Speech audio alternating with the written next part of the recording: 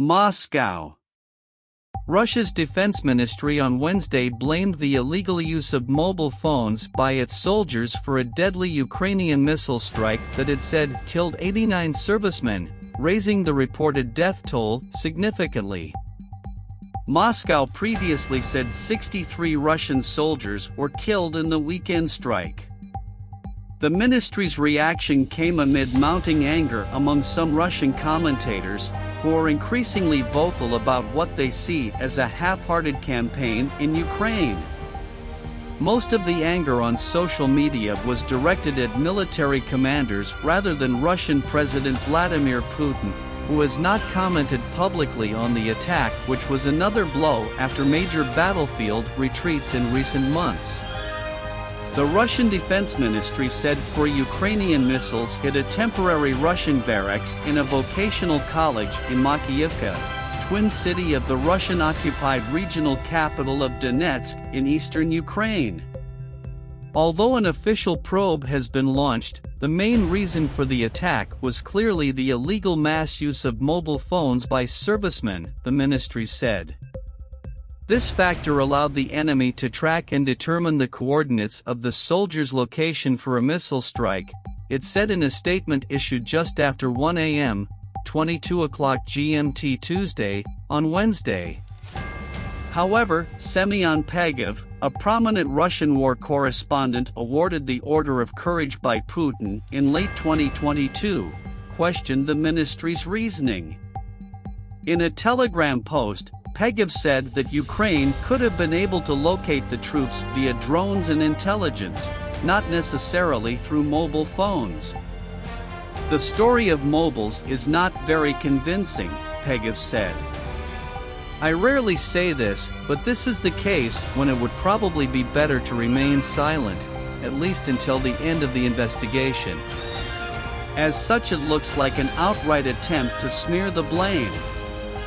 Pegov also said that the number of casualties would rise. Unfortunately, their number will continue to grow. The announced data is most likely for those who were immediately identified. The list of the missing, unfortunately, is noticeably longer. I cannot disclose the sources, but I consider them reliable. Ukrainian President Volodymyr Zelensky, who rarely comments on specific Ukrainian military strikes, made no mention of the attack in a video address on Tuesday. Ukraine's military has said it launched a strike that resulted in Russian loss of equipment and possibly personnel near Makiyivka. But it has given no further details. Russian nationalist bloggers and some pro-Russian officials in the region put the Makiyivka death toll in the hundreds, though some say that those estimates are exaggerated. Major Russian offensive. Zelensky said Russia was set to launch a major offensive. We have no doubt that current masters of Russia will throw everything they have left and everyone they can round up to try to turn the tide of the war and at least delay their defeat, Zelensky said in a video address. We have to disrupt this Russian scenario. We are preparing for this. The terrorists must lose. Any attempt at their new offensive must fail, he continued. A little-known patriotic group which supports the widows of Russian soldiers is calling on Putin to order a large-scale mobilization of millions of men and to close the borders to ensure victory in Ukraine. Zelensky reiterated Ukrainian assertions that Moscow is planning a full-scale mobilization, a step that Russian officials say is not currently being considered. Putin plans to talk to Turkish President Tayyip Erdogan on Wednesday, Kremlin spokesman Dmitry Peskov told Interfax, the latest in a series of conversations the two leaders have had since the start of the war.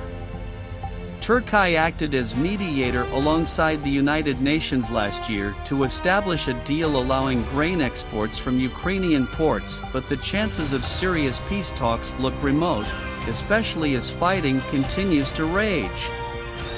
Ukraine's General Zelensky, summarizing a Tuesday call with U.S. Chairman of the Joint Chiefs of Staff General Mark Milley, thanked the American for helping ensure the provision of anti-missile weapons systems that Kyiv says is knocking out more and more of the Russian missiles aimed at power-generating plants. Zelensky said he had discussed what equipment Ukraine needed to increase its chances against Russia, a message that senior officials have hammered on a daily basis.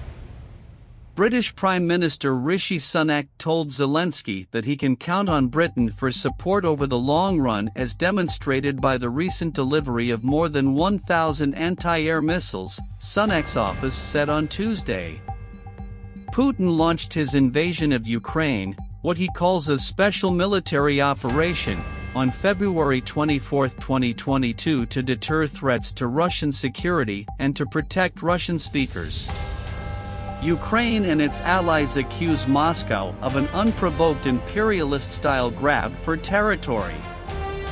The General Staff of Ukraine's armed forces on Wednesday said Russia had launched 7 missile strikes, 18 airstrikes and more than 85 attacks from multiple launch rocket systems in the past 24 hours on civilian infrastructure in 3 cities, Kramatorsk, Zaporizhia and Kherson. There are casualties among the civilian population, it said. Russia denies targeting civilians. The battlefield report could not be independently verified by Reuters.